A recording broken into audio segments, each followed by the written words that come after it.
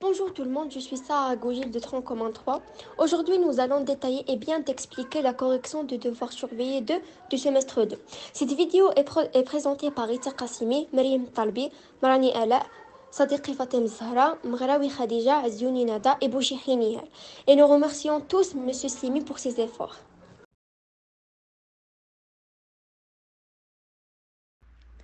Bonjour aux élèves 3 et 5, Monsieur Slimi. Je suis Bouchiri Nihal du tronc commun numéro 3 et aujourd'hui on va faire la correction du devoir surveillé numéro 2, semestre 2 en mathématiques.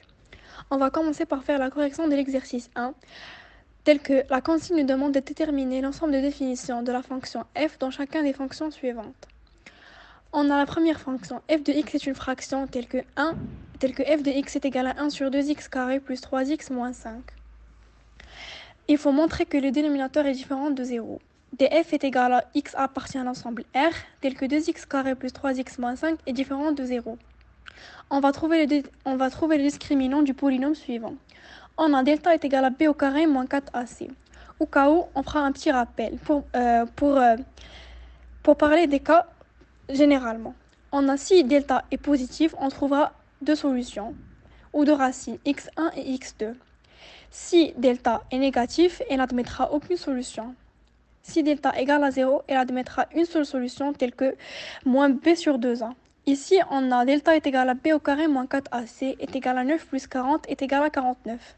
D'après les cas précédents, on a 49 supérieur à 0. Alors, on a trouvé deux cas. X est égal à moins 5 sur 2 et x est égal à 1. D'où le domaine de définition est R et l'ensemble R sauf moins 5 sur 2, 1. Maintenant, on va passer à la deuxième fonction. On a f de x est égal à x moins racine de 2 moins 4x. On sait que la racine est toujours positive. Alors, le domaine de définition est x appartient à l'ensemble R tel que 2 moins 4x supérieur ou égal à 0.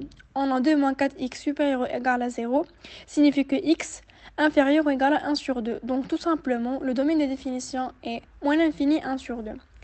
Maintenant, on va passer au dernier cas. On a f de x est une fraction où le nominateur est une racine. Donc, il faut montrer qu'elle est positive et il faut montrer que le dénominateur est différent de 0. Alors, le domaine de définition est x appartient à R tel que x plus 1 est supérieur ou égal à 0 et x moins 1 différent de 0. On a x plus 1 supérieur ou égal à 0 et x moins 1 différent de 0 signifie que x tout simplement supérieur ou égal à moins 1 et x différent de 0. Donc le domaine de définition est moins 1, 1 union 1 plus l'infini. Merci beaucoup.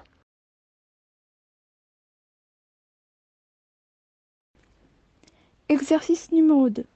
On considère la fonction f définie par f de x égale moins x au carré plus 6x moins 5.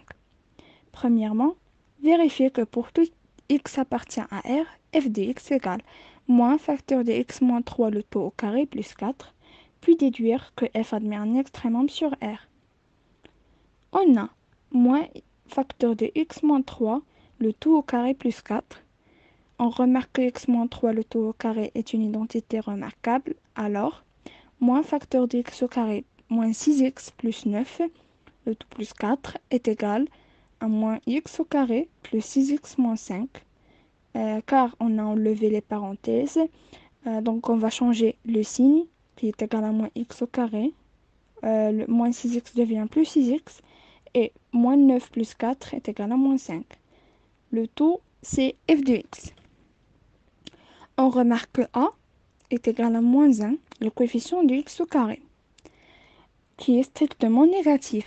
Donc, f admet un maximum, c'est 4 atteint pour x égale à 3. d'après la forme canonique qu'on a déjà vérifiée. Deuxièmement, dresser le tableau de variation de f. On a f de x égale moins facteur de x moins 3 le tout au carré plus 4. On remarque que a est égal à moins 1, le coefficient de x au carré. Donc, f est strictement croissante sur l'intervalle moins l'infini 3 et strictement décroissante sur l'intervalle 3 plus l'infini.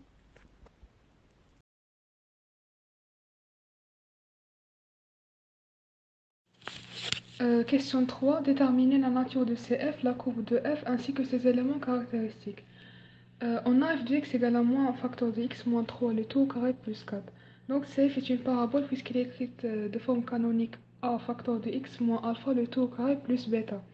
Et de sommet S de coordonnées alpha bêta. On a alpha égale à 3 et bêta égale à 4. Donc de sommet S de coordonnées 3 et 4. Et d'axe de symétrie delta x égale à alpha. On a alpha égale à 3, donc d'axe de symétrie delta x égale à 3.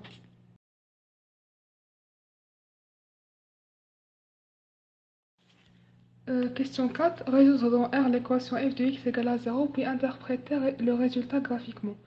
On a f de x égale à 0 équivaut à moins facteur de x moins 3 le tout au carré plus 4 égale à 0. Donc x moins 3 le tout au carré égale à 0 signifie que x moins 3 égale à racine de 4 ou x moins 3 égale à moins racine de 4. Donc x moins 3 égale à moins 2 ou x moins 3 égale à 2 signifie que x égale à moins 2 plus 3 égale à 1 ou x égale à 2 plus 3 égale à 5. Donc l'équation admet deux solutions, 1 et 5. On en déduit alors que CF coupe l'axe des abscisses en deux points, A de coordonnées 1, 0 et B de coordonnées 5, 0.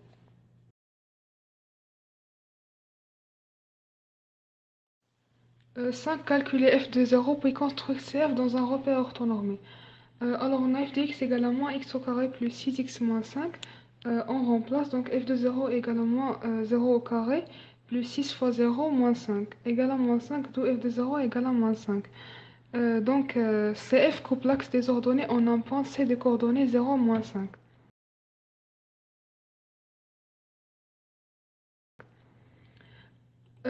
On sait que A égale à moins 1, donc f est strictement croissante sur l'intervalle moins l'infini 3 et strictement décroissante sur l'intervalle 3 plus l'infini. Alors pour tracer cette courbe, on va commencer par le point, le sommet S de coordonnées 3 et 4. Et on a déjà 3 points, A de coordonnées 1, 0 et B de coordonnées 5, 0 et C de coordonnées 0, moins 5. Et on relie ces points et on va avoir une parabole.